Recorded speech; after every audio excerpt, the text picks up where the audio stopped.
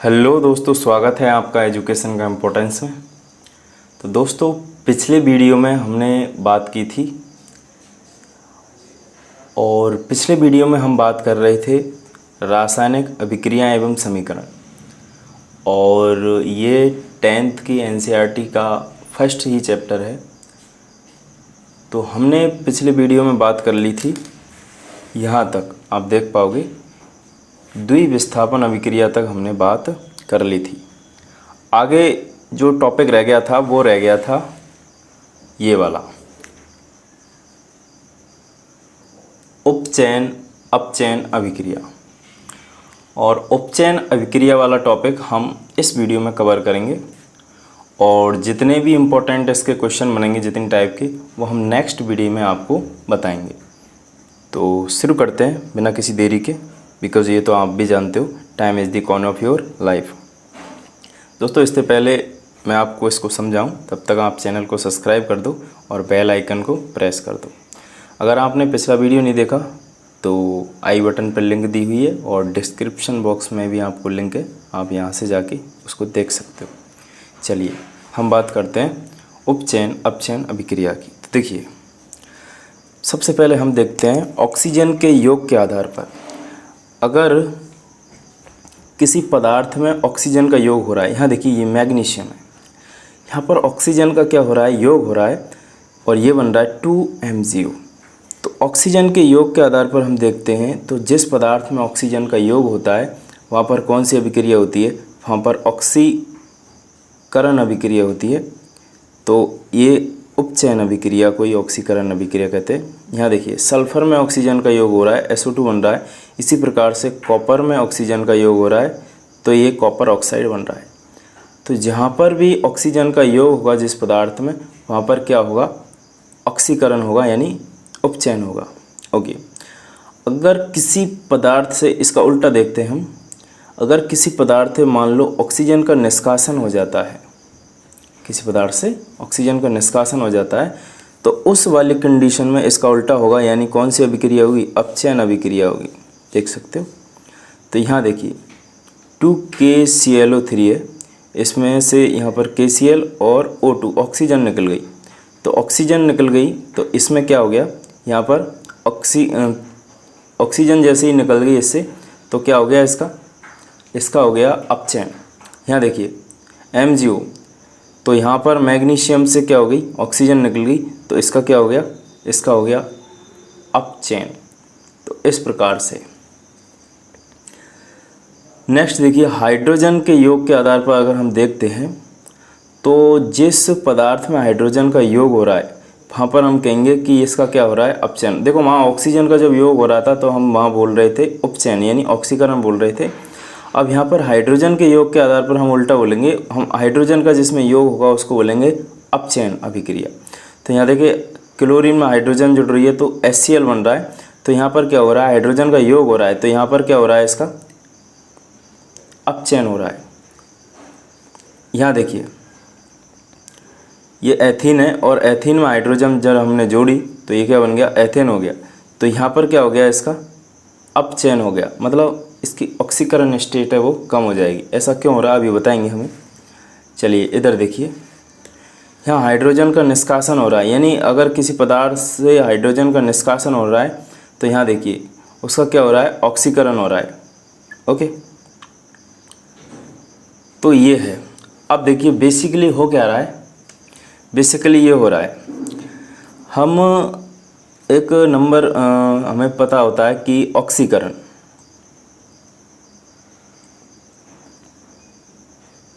ऑक्सीकरण को समझें ज़रा। ये ऑक्सीकरण मैंने इसका वर्ड का यूज़ किया है, जैसे फॉर एग्जांपल के लिए यहाँ पर मैं मैग्नीशियम की बात करूँ। ये देखिए, अगर मैं यहाँ पर मैग्नीशियम की बात कर रहा हूँ तो मैग्नीशियम की ऑक्सीकरण स्टेज देखिए, मैग्नीशियम की ऑक्सीकरण स्टेज है इधर 0। देखिए ये स्वतंत्र है, इसलिए किसकी ऑक्सीकरण स्टेट कितनी मानेंगे, 0। लेकिन जब यहाँ पर आ गया ये ऑक्सीजन के साथ, जब इसने बंध बना लिया तो मैग्नीशियम ऑक्साइड बन गया। अब देखिए यहाँ देखिए, मैग्नीशियम ऑक्साइड है, मैग्नीशियम को X मान लो, और दूसरा जो है उसको मान लेंगे, जैसे कितनी इसकी संयोजकता कितनी है -2, तो यहाँ -2 लिखेंगे और बराबर 0, तो x = 2। इसकी ऑक्सीकरण स्टेट आई +2, तो यहाँ मैग्नीशियम है +2 में। तो बेसिकली क्या हुआ, 0 से ये अगर +2 में पहुँच गया तो ऑक्सीकरण स्टेट क्या है, बढ़ गई। तो यहाँ पर इसका क्या हो गया, ऑक्सीकरण। सेम वही कंडीशन यहाँ पर देखेंगे, इधर ये क्या है 0 में है और इधर पहुँच जाएगा, ये पहुँच जाएगा किस में, यहाँ पर इसकी ऑक्सीकरण स्टेट देखें तो देखिए ये हो जाएगा +4। सल्फ़र की इस ऑक्सीकरण स्टेट हो जाएगी यहाँ पर +4, इसको x मान लेंगे। और यहाँ 2 ऑक्सीजन है, इनकी 2 ऑक्सीजन तो कितना हो जाएगा -4, उधर जाएगा तो प्लस का। तो ये इस प्रकार से, तो इस प्रकार से क्या हो रहा है इनका, इधर कॉपर 0, इधर देखें +2। तो जब ऑक्सीकरण स्टेट है वो क्या हो जाती है, बढ़ जाती है, तो वहाँ पर क्या होता है, ऑक्सीकरण होता है। और ऑक्सीकरण स्टेट अगर कम हो जाती है, घट जाती है, तो वहाँ पर क्या होता है, अपचयन होता है। तो ये बात याद रखें और ये बेसिक फंडा है, ठीक है।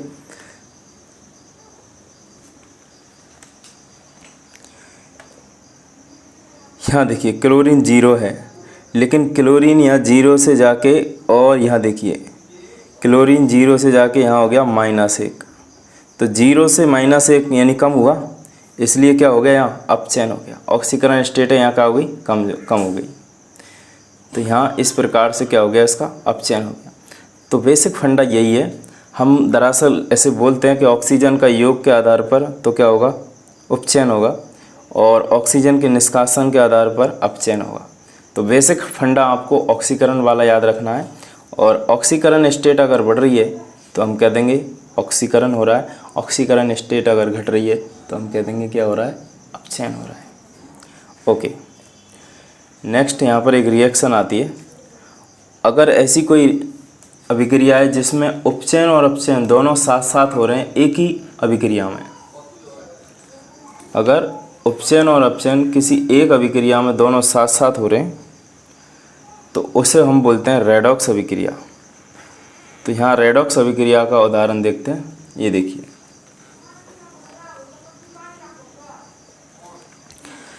यहाँ पर एक ये है कॉपर ऑक्साइड, और कॉपर ऑक्साइड की अभिक्रिया हम जब हाइड्रोजन के साथ कराते हैं तो कॉपर का क्या होता है, निष्कासन हो जाता है और जल बनता है।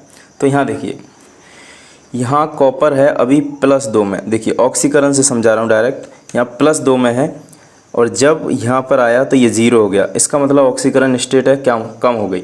और जब ऑक्सीकरण स्टेट कम होती है तो हम बोलते हैं क्या हुआ, अपचयन हुआ। यहाँ देखो हाइड्रोजन कितना है, 0 है, और 0 से यहाँ पर हाइड्रोजन किस में आ गया, यहाँ पर इधर देखें तो 2x और -2 बराबर 0, तो x = 2/2 = 1, यहाँ +1 में आ गया। तो यहाँ पर क्या हो गया इसका, ये 0 से 1 में आया तो ऑक्सीकरण स्टेट बढ़ी, तो बढ़ी तो क्या हो गया इसका, अपचयन हो गया, उपचयन हो गया। तो बेसिकली हमें ये जो मेन फंडा है वो याद रखना है ऑक्सीकरण का। अगर हमें ऑक्सीकरण स्टेट निकालना आ रहा है तो हम कह देंगे किस पदार्थ का अपचयन हो रहा है और किसका उपचयन हो रहा है। इधर देखिए, यहाँ पर है जिंक ऑक्साइड, और कार्बन के साथ जब इसकी अभिक्रिया करवा दी तो यहाँ जिंक निष्कासन हो गया जिंक का, और यहाँ कार्बन मोनोऑक्साइड बन गया। तो ये यहाँ देखिए, जिंक ऑक्साइड में ऑक्सीकरण स्टेट निकालना फिर से सिखा रहा हूँ। जैसे ZnO है, तो यहाँ पर जिस तत्व की ऑक्सीकरण स्टेट निकालनी है उसको X मान लेंगे, और दूसरी जो तत्व हैं उसके साथ में जो भी तत्व जॉइंटेड हैं या बंध बना रहे हैं उसको हम मानेंगे, उसकी संयोजकता लेंगे। जैसे उसकी यहाँ पे इसकी संयोजकता है -2 बराबर 0, तो 2 उधर जाएगा तो x बराबर 2, तो यहाँ पर उसकी ऑक्सीकरण अवस्था कितनी निकली, +2। और यहाँ पर जब कोई उसके साथ कोई तत्व नहीं जुड़ा हो, अकेला हो, तो उसकी ऑक्सीकरण स्टेट होती है 0। यहाँ देखिए कार्बन है, कोई नहीं है इसके साथ जुड़ा, तो इसलिए इसकी ऑक्सीकरण स्टेट 0, और यहाँ पर कितने आ गई, +2। तो इस प्रकार से ये क्या हो गया, ये +2 में पहुँच गया, यहाँ से 2 से 0 में पहुँच गया। तो 2 से जब 0 में पहुंचा तो इसका हो गया क्या, अपचयन, और कार्बन का क्या हो गया, उपचयन। इस प्रकार से सेम वही प्रोसेस यहाँ पर देखेंगे हम, MnO2 HCl। तो देखिए MnO2 से Mn, अब यहाँ देखिए यहाँ पर तो है ये Mn+4 में, और यहाँ देखिए ये Mn है +2 में, तो 4 से 2 हो गया, इसलिए इसका क्या हो गया, अपचयन हुआ। यहाँ पर HCl, यहाँ हाइड्रोजन +1 में है, Cl -1 में, यहाँ पहुँच गया 0 में। तो जब -1 से जब 0 में पहुँचेगा तो बेसिकली बढ़ी, क्योंकि माइनस है इधर तो और इधर 0 हो गया, तो मतलब इसकी ऑक्सीकरण स्टेट है क्या है, बढ़ गई। तो इसका क्या हुआ, उपचयन हुआ। तो बेसिक फंडा आप याद रखें कि ऑक्सीकरण स्टेट कैसे निकाली जाती है। तो इस प्रकार से निकालते हैं, जिस तत्व की ऑक्सीकरण स्टेट निकाल रहे हैं उसको X मान लीजिए, और बाकी सब तत्वों की संयोजकता को जोड़ घटा दीजिए, और उसका फाइनल जो रिजल्ट आएगा वही उसकी ऑक्सीकरण स्टेट होगी। इसको एक बार और समझा देता हूँ मैं इधर, जैसे मान लो यहाँ पर इधर समझा रहा हूँ नीचे, जैसे मान लो मुझे H2SO4 में सल्फ़र की ऑक्सीकरण स्टेट निकालनी है, तो सल्फ़र की ऑक्सीकरण स्टेट निकालनी है तो इसको X मान लो। अब यहाँ पर हाइड्रोजन या ऑक्सीजन है, ऑक्सीजन की संयोजकता होती है -2, 4 है तो 8 हो जाएगी, और इधर हाइड्रोजन की +1 तो +2। तो यहाँ पर ये इसकी ऑक्सीकरण स्टेट निकालेंगे तो कितनी हो जाएगी, +2 -8, यानी X बराबर -6 बचा, और 6 उधर जाएगा तो +X, ये +6 में। इस प्रकार से ऑक्सीकरण स्टेट निकाली जाती है। चलिए ये बात हो गई उपचयन अपचयन की। अब हम बात करते हैं संख्यारण की। आगे ये टॉपिक बचा हुआ है संख्यारण और विकृत गंधिता।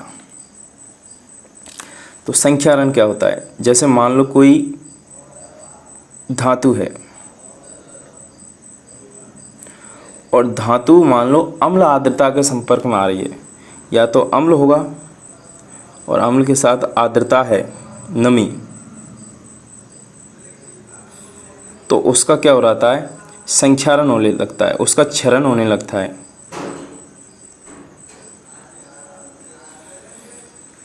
तो जब कोई धातु अम्ल आर्द्रता के संपर्क में आती है तो क्या होने लगता है, उसका क्षरण होने लगता है, संक्षारण होने लगता है, और इसी प्रोसेस को कहते हैं संक्षारण। किन किन धातुओं को होता है, जैसे कि लोहा, कॉपर, चांदी पर भी काले रंग की परत चढ़ती है, एल्युमिनियम,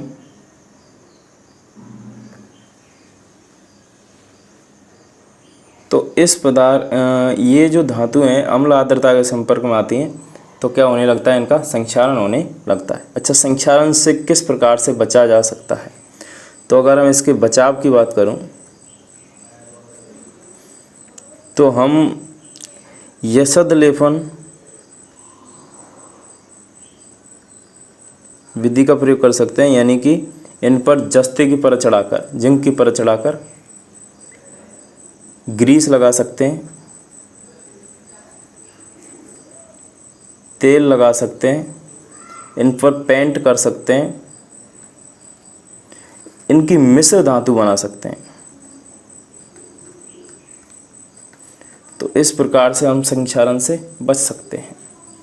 तो ये टॉपिक इतना ही था। इसके बाद में आता है विकृत गंधिता। देखो ये एक और टॉपिक है विकृत गंधिता। तो विकृत गंधिता क्या होती है, यानी तेल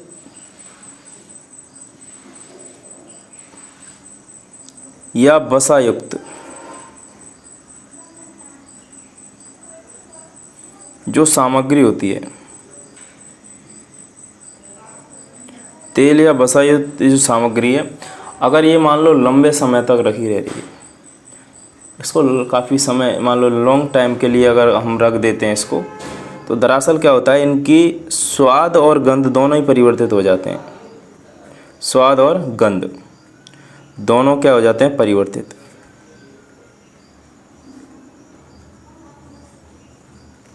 और जब स्वाद और गंध परिवर्तित हो जाते हैं तो इस प्रोसेस को बोलते हैं विकृत गंधिता। इसको ही हम बोलते हैं विकृत गंधिता।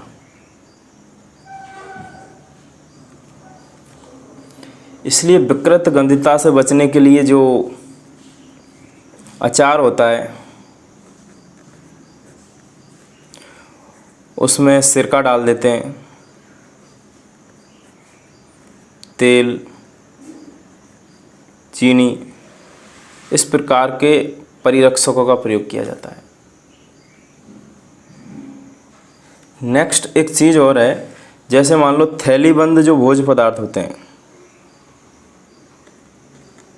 जैसे कि चाउमीन हो गया, कुरकुरे हो गए, और इसके अलावा चिप्स हो गई, तो ये क्या है, थैलीबंद भोज्य पदार्थ हैं। तो इनमें एक गैस का प्रयोग किया जाता है और उस गैस का नाम है नाइट्रोजन।